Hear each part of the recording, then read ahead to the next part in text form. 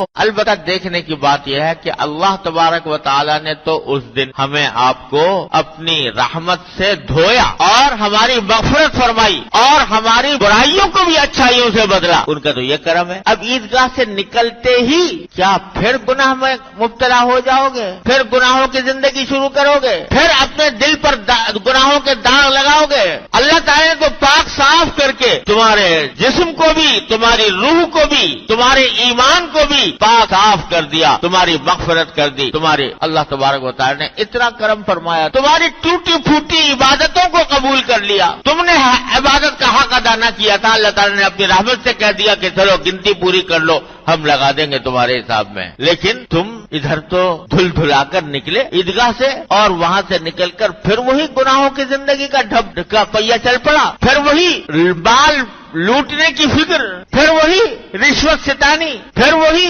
لوگوں کا دھوکہ دینا، پھر وہی جھوٹ اور غیبت، پھر وہی عریانی اور فحاشی. یہ کیا شکر ادا کر رہے ہو اللہ تبارک و تعالیٰ کے دیے ہوئے اتنے بڑے انعام کا؟ تو اس لیے یہ مت سمجھنا کہ جب رمضان گزر گیا تو رمضان گزرنے کے بعد اب بس اب ہم آزاد ہیں، جو چاہے کریں، جس طرح چاہے گناہ میں مبتلا ہوں، جس طرح چاہے پیسے کمائیں، جس طرح چاہے خرچ کریں. نہیں، مسلمان کا کام یہ نہیں. مسلمان کا کام یہ ہے کہ جب ایک کپڑا تازہ دھل کر آیا تو جتنا تازہ ہوگا، جتنا نیا ہوگا، اتنی ہی حفاظت بھی زیادہ کی جائے، کیونکہ اس تازہ اور نئے کپڑے پر چھوٹا سا بھی داغ لگے گا تو بہت برا لگے گا، دور سے نظر آئے گا. میلا کچیلا کپڑا ہے، اس پر 10 داغ پہلے سے لگے ہوئے، ایک اور لگ گیا تو کیا ہو گیا. لیکن جو صاف ستھرا دھلا ہوا کپڑا ہے، اس کے اوپر اگر ایک چھوٹا سا بھی داغ لگ جائے گا تو بہت ہی بھدا معلوم ہوگا. لہذا جب اللہ تعالیٰ نے اپنے فضل و کرم سے، اپنی رحمت سے ہمیں آپ کو دھو دیا تو اب ذرا کوشش کرو کہ اب دوبارہ یہ داغ گناہوں کے نہ لگے. اس بات کا عزم کر لو. جس طرح رمضان کے اندر جب روزے میں پیاس لگتی تھی تو پیاس کو پانی پینے کو جی چاہتا تھا، لیکن نہیں پیتے تھے. کیوں نہیں پیتے تھے؟ کہ اللہ تبارک و تعالیٰ کی ناراضی کا ڈر ہے، روزہ ٹوٹ جائے گا، اللہ تعالیٰ ناراض ہو جائیں گے، اس لیے نہیں پیتے تھے. اب تمہارے سامنے بہت سے گناہوں کے دائیں آئیں گے، تقاضے آئیں گے، وہاں پر بھی دل چاہے گا کہ یہ گناہ کر لوں. تو جس طرح روزے میں پانی پینے سے رک گئے تھے، اسی طرح اس حالت میں گناہ کرنے سے رک جاؤ. دل میں تقاضا ہو رہا ہے کہ میں آنکھوں کو لذت دینے کے لیے کوئی ایسی فلم دیکھوں کہ جس میں میری آنکھوں کو لطف اور لذت حاصل ہو جائے. یہ تقاضا ہو رہا ہے، یہ شیطان کا تمہارے دل میں ڈال رہا ہے تقاضا، تمہارا نفس تمہارے دل میں ڈال رہا ہے. اور اللہ کے لیے اپنی آنکھ کو اس سے بچا لو کہ میرے مالک نے یہ نعمت دی ہے مجھے دیکھنے کی نعمت، یہ ایسی نعمت ہے، مفت مل گئی ہے، اور اس کے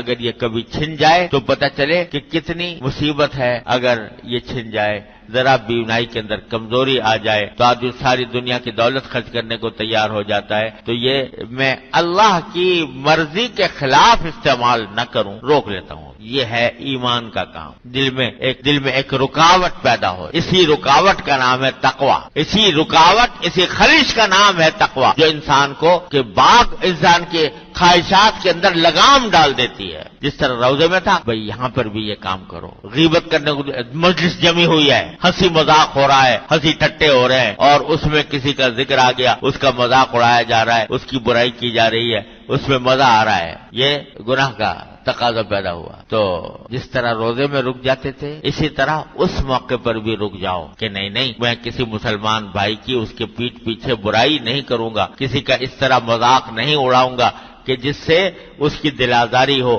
اس کی دل شکنی ہو، اس کا دل ٹوٹے. ایک واقعہ آ گیا سامنے کہ کوئی شخص ہے، اس کا کام تمہارے سے اٹک گیا، اب تمہارے پاس ایک موقع ہے کہ اس سے ایک خطیر رقم کا مطالبہ کرو، رشوت. تمہیں کسی ملازم ہو، کہیں محکمے کے سربراہ ہو یا محکمے کے اندر کوئی ذمہ داری کا کام تم کرنے والے ہو، اور وہاں پر کوئی آدمی کسی آدمی کا کام پھنس گیا اور تمہارے پاس موقع ہے کہ تم اس سے ہزاروں لاکھوں کا مطالبہ کر لو رشوت کا. اس وقت امتحان ہے، تمہارے روزے کا امتحان ہے کہ جو روزہ رکھا تھا اس سے یہ تقویٰ پیدا ہوا کہ نہیں ہوا کہ میں اس لاکھوں روپے کے اوپر ٹھوک کر مار دیتا ہوں، کیونکہ یہ حرام کی کمائی ہے، یہ میری رزق کو حرام کرے گی، اس سے میرے جسم پر جو گوشت اگے گا وہ حرام کا گوشت اگے گا، میں اپنے بچوں کو کھلاؤں گا تو بچے حرام سے پلیں گے۔ یہ دماغ میں خیال آ گیا۔ یہ ہے روزے کا حق، یہ ہے کہ اپنی آئندہ زندگی کے اندر تمہارے دل میں یہ خیال پیدا ہونے لگے کہ میں اپنی اولاد کو حرام سے نہیں پالوں گا، اپنے جسم کا گوشت حرام سے نہیں اگاؤں گا، چاہے مجھے دال روٹی پر اتباع کرنا پڑے، چاہے مجھے بھوکا رہنا پڑے، چاہے مجھے فاقے کرنے پڑے، رشوت کا ایک پیسہ اپنی زندگی کے اندر استعمال نہیں کروں۔ یہ جس دن پیدا ہو گیا سمجھو کہ الحمدللہ روزے کی حقیقت حاصل ہو، روزے کی اس کی کوشش کر لیں۔